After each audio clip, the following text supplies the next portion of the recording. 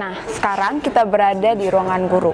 Di tempat inilah para guru pertama kali masuk dan mempersiapkan diri mereka sebelum mereka masuk ke dalam kelas untuk memulai KBM mereka. Tadi saya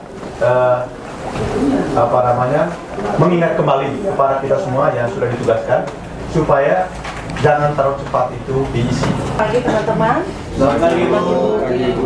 Hasil sosialisasi GTK 2018 di Denpasar, Bali pada Agustus awal 2018 itu ada satu dokumen yang sudah saya unggah di WA Group. Dokumen penting sekali tentang pembagian pengaturan sistem pengaturan waktu yang harus dilakukan oleh guru untuk sekarang untuk 37,5 jam.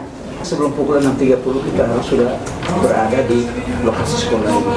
Lalu pelajaran usai pukul 13.45 dan aktivitas setelah pelajaran usai dari pukul 13.45 sampai dengan pukul 14.00 itu adalah penyerahan jurnal kegiatan harian kita setiap GTK ke bagian tata usaha untuk selanjutnya didokumentasikan dan diserahkan ke bagian ICT untuk pengambilan daftar hadir GTK online. Terima kasih atas perhatian. Selamat pagi dan selamat beraktivitas untuk hari ini.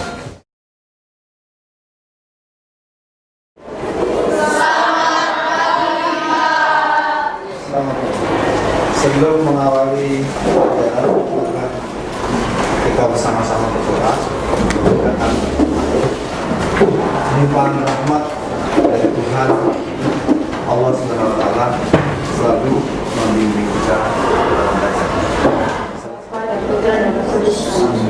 Selamat pagi ya Tuhan, terima kasih atas rahmat dan berkat yang melimpah yang Kau berikan kepada kami hingga pagi ini. Ya Tuhan, kami ingin memulai kegiatan belajar mengajar kami. Kiranya Engkau memberikan rahmat perlindungan kepada kami sehingga kami dapat mengerti dan mengetahui apa yang Guru jelaskan kepada kami. Namun kami puji kini sepanjang segala masa. Amin. Garuda Pancasila, akulah pendukungmu, patriot proklamasi, sedia berkorban untukmu. Ya, seperti biasanya saya melihat, kebetulan saya sebagai wali kelas di sini, saya memeriksa keadaan kalian di kelas ini. Yang pertama, Agustinus Arci Herlambang, Angelberta Melani, Titik Didi normal,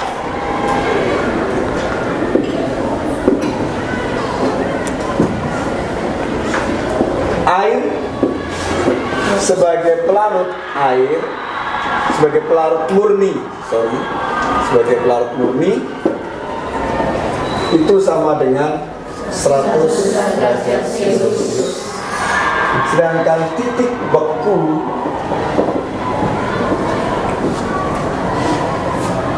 air sebagai pelarut murni itu adalah 0 derajat Celcius. Dalam proses belajar mengajar, biasanya terdapat bervariasi metode, dan metode yang kami gunakan adalah inquiry dan resitasi. Pada metode inquiry, di sini guru menjelaskan materi yang diajarkan. Kemudian guru memberikan tugas kepada siswa untuk menjawab setiap pertanyaan yang diajukan oleh guru. Dan pada bagian akhir diikuti oleh metode resitasi. Di sini guru memberikan kesempatan kepada siswa untuk menyimpulkan sendiri apa materi yang telah diajarkan oleh guru tadi. Yang bisa diamati? Ya, silakan mau bertanya. Pertanyaannya, mengapa titik didi pelarut lebih rendah dari titik didi larutan? Iya. Dan pertanyaan yang kedua, mengapa titik beku larutan lebih rendah dari titik beku pelarut? Iya, pertanyaan yang sangat bagus. Jadi ini berkaitan dengan sifat koligatif larutan. Artinya, kalau kita lihat titik didih dan pelarut murni, Apabila dipanaskan, maka tanpa halangan larutan tadi itu akan bisa segera menguap. Sedangkan dengan adanya zat terlarut, maka dia akan menghambat proses penguapan. Ya, menghambat molekul-molekul air sebagai pelarut murni untuk meninggalkan permukaan. Dengan demikian dibutuhkan energi yang lebih agar pelarut tadi bisa meninggalkan permukaan. Nah, energi lebih ini dikatakan sebagai kalor panas. Dengan demikian pasti titik didihnya akan lebih jelas. Hari ini kita membahas materi tentang bentuk-bentuk perubahan sosial. Karena itu pada kelompok 4 saya persilakan. Selamat pagi teman-teman. Selamat pagi. Terima kasih atas waktu dan kesempatannya yang diberikan kepada kelompok kami. Kami dari kelompok 4 akan mempresentasikan materi kami mengenai bentuk-bentuk perubahan sosial. Bentuk-bentuk perubahan sosial terdiri atas 6. Yang pertama, perubahan lambat atau evolusi. Perubahan secara lambat memerlukan waktu yang sangat lama, dan biasanya merupakan rentetan perubahan kecil yang saling mengikuti dengan lambat. Pada evolusi, perubahan terjadi dengan sendirinya dan ada yang Selamat pagi, perkenalkan, saya Friska, saya dari jurusan IPS.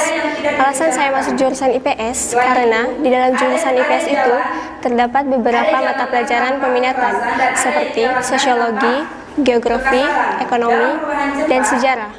Seperti yang sedang dibahas sekarang, yaitu tentang pelajaran sosiologi, di mana suasana kelasnya begitu nyaman dan gurunya yang mudah diajak berdiskusi, agar siswa-siswi mudah untuk belajar dan mengerti tentang materi yang sedang diajar.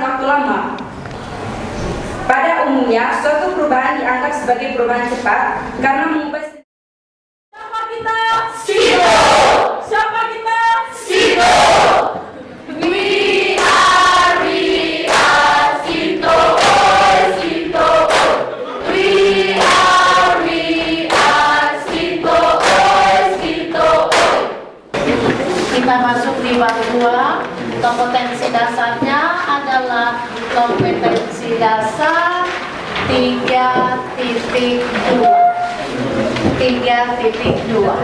Untuk kompetensi dasar 3.2, kita akan bicara tentang hal yang disebut dengan nama metabolisme. Jadi yang pertama kita akan bahas tentang metabolisme. Lalu di metabolisme itu kompetensi dasar yang ada di papan sana itu kita akan bahas tentang faktor apa saja yang mempengaruhi metabolisme. Nanti ada enzim, lalu nanti ada yang namanya yang kemarin itu sesuai dengan pesanan kita. Anak semua sudah lihat di rumah ya? Sudah lihat kan? Sudah. Karena itu saya mau kasih tunjuk dulu kira-kira kalau kita bahas tentang metabolisme ini, kita mau bicara di sel itu di mana? Ini gambar, harap bisa dilihat dengan baik ya. Ini gambar tentang sebuah sel. Lokasi metabolismenya di mana? Kalau sel itu yang saya tunjuk adalah sel hewan, sel kita punya, maka metabolismenya akan terjadi pada nanti lokasi yang ini di luar sel ini, di luar dari inti sel ini namanya sitoplasma. Habis itu letakkan di bawah mikroskop, pelan-pelan saja, jangan sampai airnya kena mikroskop ya. Kalau sudah itu pasang ya penjepitnya biar tidak pindah-pindah. Sudah cukup. Ini gambar mulut daun stomata ya, bunga kana. Bagaimana bentuk stomatanya di daun kana ya? Coba kamu lihat lagi, ya, kan lebih jelas kan? Dapat? Halo nak, selamat siang. Selamat siang. Oke, ini di depan kita ada alat untuk mengukur tensi tekanan darah ya. Di kelas waktu kita kegiatan kalian sudah baca itu cara penggunaan cara penggunaan, lalu sudah coba-coba. Kemudian hari ini kita coba ukur tekanan darah, kita punya teman punya. Ini yang lazim dipakai oleh dokter kan? Dan tentu kalau yang lazim dipakai oleh dokter pasti dia punya hasil ini nanti jauh lebih akurat. Greetings to me. Good morning, Mom. Well, good morning everybody. Good morning, Mom. How are you today? I'm fine, thank you. And you? Yes, Mom. So do I. I'm fine too, yeah? How do you feel this morning? Great, excited. So happy. Oh, so happy. Why? Because we have to... You meet your best friend this morning? No. Yes, yeah. What is it? Yeah, I want to say that every day, every started your daily life, you should be happy. Well, today we have English class, and now we are in English, our English laboratory, and we have listening section. Yeah, and our topic today is very interesting, and I'm sure that all of you will enjoy the lesson today. We are going to talking about singing a song. Well, do you like singing? Yes. Really? Yes, Mom. If you like singing, means that you can sing a song? Yes. We'll take the song.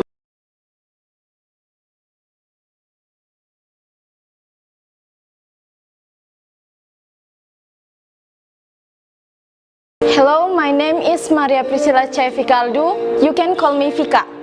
I am from language program class 12. Now I want to introduce our language laboratory in our school. In the language program, there have 3 languages that must be studied, including German, Indonesian, and English. We are very excited because in this teaching and learning process, we have adequate school facilities in terms of builds or in terms of educational facilities. The example of supporting our facilities is like this language laboratory. It helps us in this learning process. Thank you.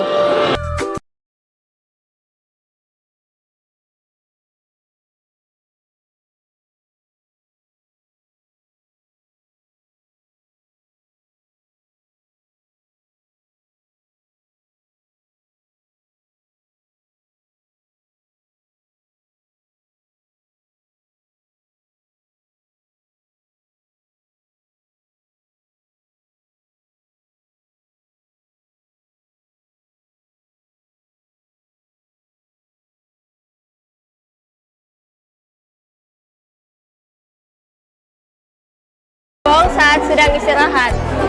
Sekarang kami sedang berada di kantin. Suasana di sini sangat ramai. Saya Wenceslas Jumarus, Wakil Kepala Sekolah Urusan Kurikulum di SMA Negeri 1 Langke Rembong. Akan beberapa informasi. Yang pertama, bahwa kurikulum yang berlaku di SMA Negeri 1 Langke Rembong untuk 3 tahun terakhir ini semua menggunakan kurikulum 2013.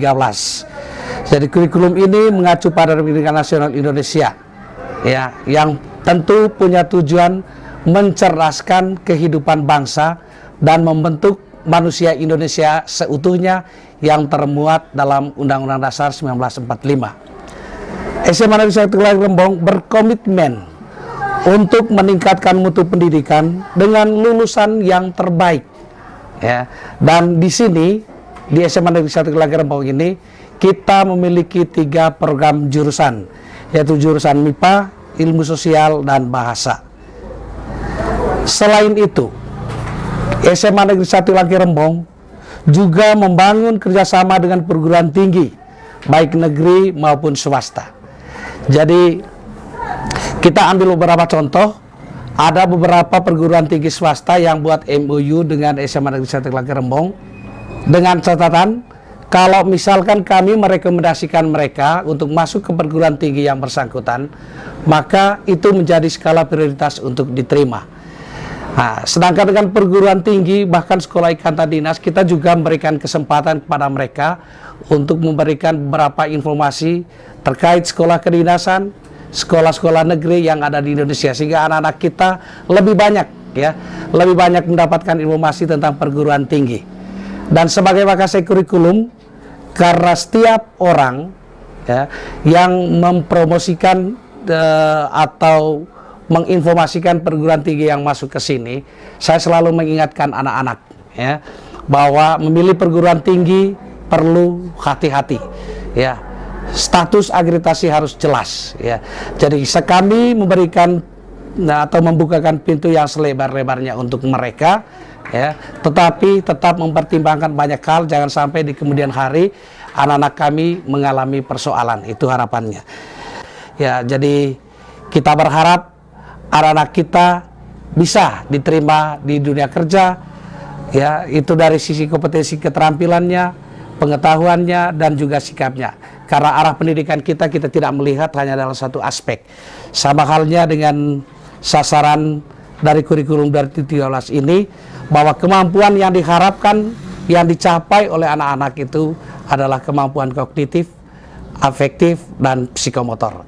Saya pikir gambaran sekilas untuk kurikulum SMA Negeri 1 Langkah Rembong demikian. Terima kasih.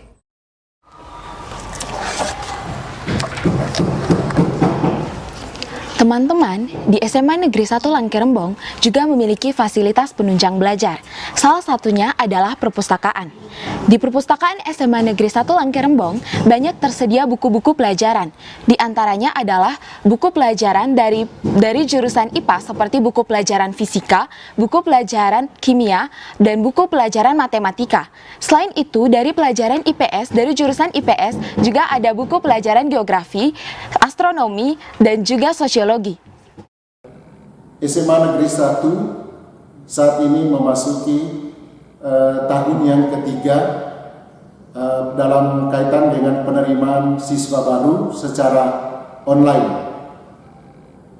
Di sini kami perlu informasikan bahwa kami di tingkat sekolah melaksanakan penerimaan siswa baru itu mengacu pada juknis yang diturunkan oleh provinsi.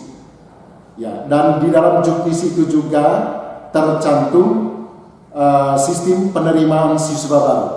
Penerimaan siswa baru di sini dibagi dalam beberapa jalur. Yang pertama itu adalah jalur zonasi, kemudian yang berikut itu adalah jalur prestasi, kemudian jalur afirmasi, dan perlu kami juga sampaikan di jalur prestasi ini itu dibagi dari prestasi akademik dan prestasi non-akademik. Kemudian juga ada jalur perpindahan orang tua.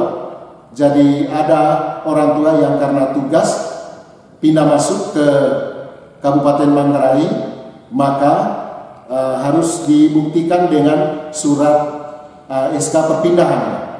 Kemudian yang berikut juga ada siswa yang tidak naik kelas, dan itu juga diberikan suatu semacam kota khusus untuk siswa yang tidak naik kelas dan dia ingin melanjutkan studinya di SMA Negeri 1 Langkah Rembong. Satu harapan kami bahwa siswa-siswi harus memiliki suatu prinsip untuk senantiasa taat, disiplin, sesuai dengan peraturan-peraturan yang tadi Anda sudah dengarkan dengan baik.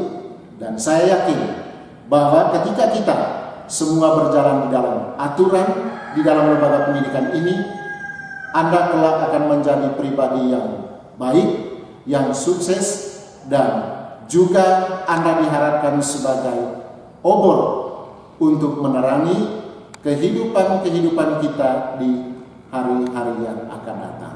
Akhirnya, saya sampaikan terima kasih dan selamat pagi untuk kita semua. Semua, nama saya Sandra Hancu dari kelas 12 program bahasa. SMA Negeri 1 Langkah Rembong memiliki taman baca seperti yang teman-teman semua lihat saat ini. Keunikan tersendiri dari taman baca ini adalah karena memiliki banyak bunga-bunga, sehingga para siswa dan siswi tertarik untuk membaca dan merasa betah untuk membaca di sini. Bukan hanya siswa dan siswi saja, tetapi para guru juga turut serta untuk membaca di tempat ini.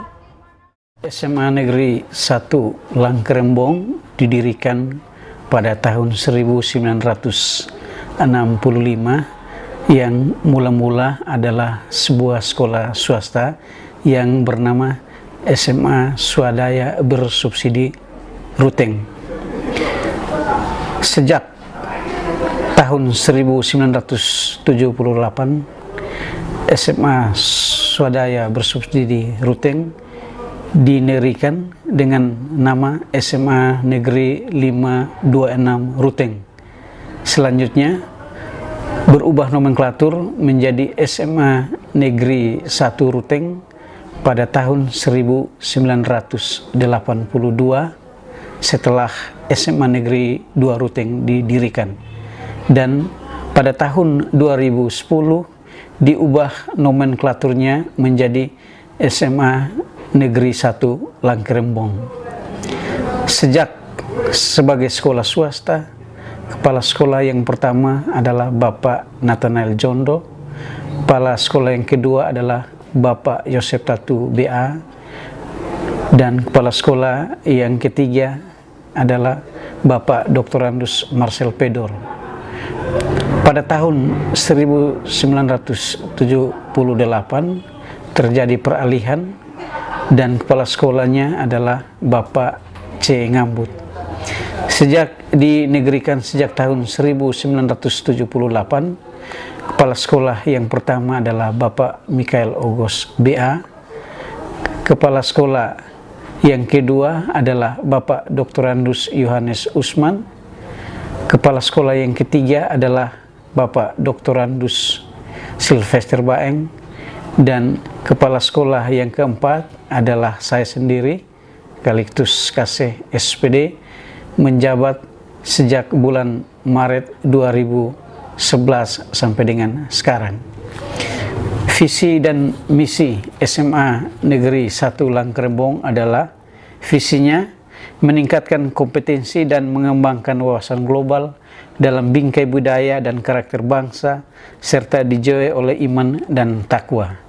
Sementara misinya adalah 1. Meningkatkan proses pembelajaran yang inovatif dan kreatif. 2. Meningkatkan proses bimbingan dan latihan yang efektif. 3. Menanamkan nilai-nilai pendidikan universal. 4. Meningkatkan kualitas lulusan sehingga memiliki daya saing yang tinggi baik pada pendidikan tinggi, dunia kerja maupun dalam kehidupan bermasyarakat. 5. Meningkatkan keterampilan peserta didik dalam bidang teknologi informasi dan komunikasi serta penguasaan bahasa asing. 6. Mengembangkan kegiatan ekstrakurikuler unggulan. 7. Meningkatkan disiplin serta pembinaan mental dan kepribadian. 8. Mengupayakan iklim belajar yang kondusif. 9. Meningkatkan rasa keimanan dan ketakwaan melalui kegiatan-kegiatan keagamaan. 10. Menanamkan nilai-nilai budaya daerah Manggarai. 11. Menerapkan pola manajemen partisipatif. 12. Mengembangkan sekolah aman, hijau dan ramah lingkungan. 13. Mengefektifkan gerakan literasi sekolah secara umum dan literasi bahasa asing pada hari Sabtu. 14. Mengefektifkan penguatan pendidikan karakter secara terpadu. Sedangkan tujuan sekolah adalah tujuan umum, meningkatkan kecerdasan, pengetahuan, kepribadian, akhlak mulia, serta keterampilan untuk hidup mandiri dan mengikuti pendidikan lebih lanjut. Tujuan khususnya adalah 1. Guru harus mampu mengoperasikan komputer serta melaksanakan proses pembelajaran menggunakan bahan ajar cetak maupun bahan ajar berbasis TIK. 2. Memperoleh rata-rata nilai ujian akhir nasional minimal 7,00. Ketiga, peserta didik harus mampu mengoperasikan komputer serta aktif berbahasa Inggris dan bahasa asing lainnya yang ditetapkan dalam kurikulum sekolah. 4. Sekurang-kurangnya 50% peserta didik harus dapat menjuarai lomba-lomba mata pelajaran pada tingkat kabupaten, dan sekurang-kurangnya 20% peserta didik harus dapat menjuarai lomba-lomba mata pelajaran pada tingkat provinsi, dan minimal seorang peserta didik dapat mengikuti lomba tingkat nasional. 5. Memiliki kelompok ilmiah remaja atau KIR atau kelompok Olimpiade Penelitian Siswa Indonesia atau OPSI. 6. Menjuarai lomba-lomba bidang olahraga serta pagelaran seni dan budaya minimal di tingkat kabupaten. 7. Pembinaan mental dan kepribadian secara berkala oleh konselor, pembinaan kerohanian menjelang Hari Raya Keagamaan, serta merayakan Hari Raya Keagamaan secara bersama. 8. Mengupayakan lingkungan sekolah yang bersih dan indah dengan ditanami berbagai bunga dan pohon, baik itu ditanam langsung atau ditanam di pot. Kegiatan ekstrakurikuler pada SMA Negeri 1 Langkerembong. 1. Kelompok kegiatan ekstrakurikuler. Kegiatan ekstrakurikuler dikelompokkan menjadi 2 bagian, yaitu kegiatan ekstrakurikuler wajib dan kegiatan ekstrakurikuler pilihan. Kegiatan ekstrakurikuler wajib adalah pendidikan kepramukaan yang dilaksanakan dalam 3 model, meliputi model blok, model aktualisasi, dan model reguler.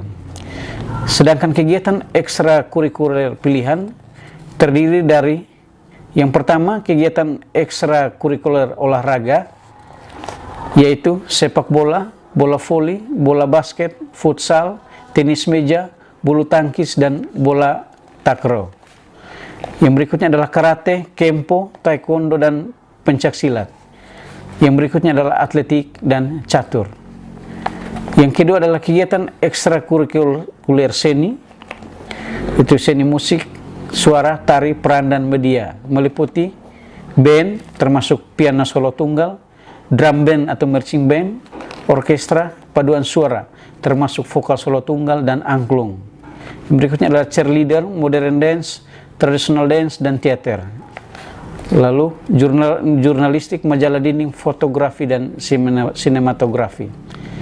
Berikutnya adalah kegiatan ekstrakurikuler olimpiade atau lomba mata pelajaran terdiri dari Olimpiade Sains Nasional atau OSN yang terdiri dari mata pelajaran matematika, fisika, kimia, biologi, ekonomi, geografi, kebumian, astronomi, dan komputer. Berikutnya adalah 4 pilar kebangsaan. Setelah itu bahasa Indonesia yang terdiri dari debat, pidato, menulis puisi, dan menulis cerpen. Bahasa Inggris terdiri dari debat, speech, poem, storytelling, dan singing competition, dan lain-lain. Lalu bahasa Jerman terdiri dari kegiatan debat, pidato, menulis puisi, dan menulis cerpen. Lalu yang terakhir adalah lomba cerdas cermat atau LCC. Kegiatan ekstrakurikuler yang berikut adalah kegiatan ekstrakurikuler lainnya yang terdiri dari Palang Merah Remaja, Usaha Kesehatan Sekolah atau Pendidikan Lingkungan Hidup, Kelompok Ilmiah Remaja atau Olimpiade Penelitian Siswa Indonesia, Paskibra, Kerohanian, Koperasi atau Kewirausahaan.